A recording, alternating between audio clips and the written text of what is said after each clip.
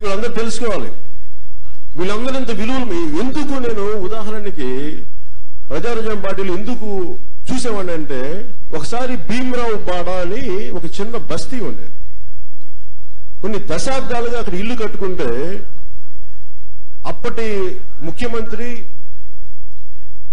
Late chief minister Shri Rajasekhara Reddy గారు బతికున్నప్పుడు ఒక నిర్ణయం తీసుకున్నారు. అది కాంగ్రెస్ భవనం గాంధీ భవన్ పక్కనే ఉండేది, అది కూడా గాంధీ భవన్ లో కలిపేయాలని. రాత్రికి రాత్రి వెళ్ళి ఫోర్సెస్ ని పంపించి వెకేట్ చేయించేశారు. నేను వెళ్ళి లోపలికి వెళ్ళి చూశాను.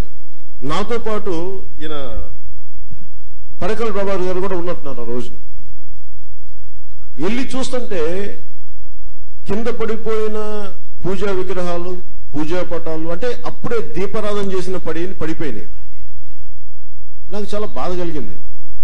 అంటే ఇక్కడ ఇంతమంది బతుకుతున్న దాన్ని నిర్దాక్షిణ్యంగా, అంటే నేనేమంటానంటే, ఆ రోజు నా కాంగ్రెస్ పార్టీ మీద ఎందుకు కోపం వచ్చిందంటే, రాష్ట్రంలో ఎక్కడ వేలు పెట్టా మీదే కదా, మీకు స్థలం దొరుకుతుంది కదా, అలాంటిది వెళ్ళి పోయి చిన్న ఊర పిచ్చుకల మీద పడతారేంటి అని అనిపించింది. మీకు ఇంత శక్తి ఉండి మీ బ్రహ్మాస్త్రం అంతా తీసుకెళ్లి చాలా చిన్నది ఒక 6 అడుగుల నుంచి 10 అడుగులు ఉన్న రూమ్లో అలా ఉన్న బస్తీలు మీరు కొట్టేయడం నాకు చాలా బాధ కలిగించింది. పోనీ పునరావాసం నన్ను అర్థం చేసుకున్నాం, సరేలే అని నన్ను అరెస్ట్ చేసి పోలీస్ స్టేషన్ లో పెట్టారు, పక్కనే ఉన్న పోలీస్ స్టేషన్ లో.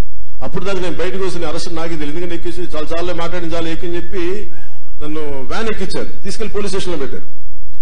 పోలీస్ స్టేషన్ లో పెడితే నాతో పాటు ఈయన పరకాల ప్రభాకర్ గారు వచ్చారు, ఇంకా చాలా మంది వచ్చారు. పరకాల ప్రభాకర్ గారిని ఫస్ట్ టైం ఈ మాట్లాడక ముందు ఫస్ట్ టైం అదే కలవటం, ఆయన ఊగిపోతే కనిపించాడు. నాకు ఆశ్చర్యం, ఏం కమిటెడ్ వ్యక్తి అసలు ఇలాంటి వాళ్ళు రాజకీయాల్లో కనుక వాహ్ అనిపించింది. అసలు దీన్ని ముందుకు తీసుకెళ్ళాలని చెప్పి నెక్స్ట్ డే నేను అడిగాను, ఏమండి అక్కడికి వెళ్దామంటే, అది నేను అయిపోయింది కదా నా ఇష్యూ, దాని గురించి ఏం మాట్లాడతాం అన్నారు. అప్పుడు నాకు కడుపు మండింది. అంటే మీరు ఒక ఇష్యూని తీసుకొని ఆ రోజు డ్రామా చేసి ఆ రోజు డ్రామా అయిపోయింది, సినిమా షో అయిపోయింది, లెట్స్ గో, పద చలో నెక్స్ట్ షో ఇట్లా. ఇలాంటి భావజాలం ఆలోచన ఉన్నందువల్లే దేశం ఇలా అధోగతికి పాలేదు, ఇలాంటి వ్యక్తులు ఉన్నందువల్లే అధోగతికి పాలేదు. ఎగ్జాక్ట్లీ.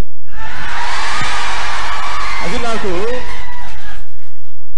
అందుకని, కానీ నేను ఆపలా, నా సాయశక్తులు నేనేం చేశాను, నెక్స్ట్ డే దాన్ని ఆపలా, మళ్ళీ వెళ్ళి కలిశాను.